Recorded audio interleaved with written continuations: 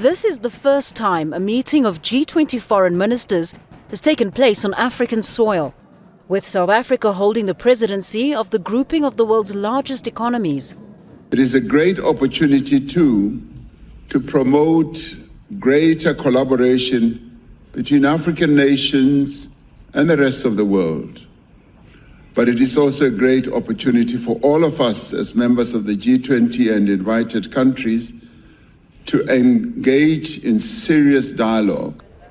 But a notable absence, U.S. Secretary of State Marco Rubio. That's due to tensions with Washington over a new land reform law in South Africa that President Donald Trump says discriminates against the minority white population.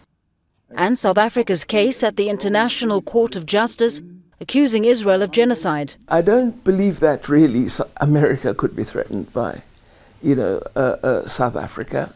I do know that the president is very close to the Israeli leadership, and it may be a lot to do with the International Court of Justice case rather than the dilemma of Afrikaans-speaking South Africans.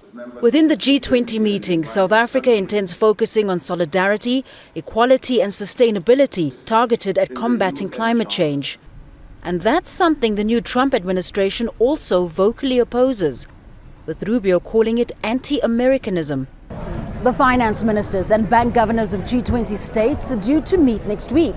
Again, the US won't send its most high-ranking official, its Treasury Secretary. In a signal, it's pulling back from the group. With geopolitics being reshaped, this could be the toughest G20 summit ever. It's hoped more than 130 working groups and 23 ministerial-level meetings this year will benefit Africa as it attempts to deal with a worsening debt crisis, the global economy and developmental inequalities. Both Russia's Foreign Minister Sergei Lavrov and his Chinese counterpart Wang Yi are here reflecting their country's significant influence across Africa. And the European Union says it remains a reliable and practical partner, not only for South Africa but the rest of Africa too. While South Africa is in the early stages of its presidency, it will also prepare to hand it over to the United States later this year, which could come with its own set of challenges given their differences. Fahmida, Al Jazeera, Johannesburg, South Africa.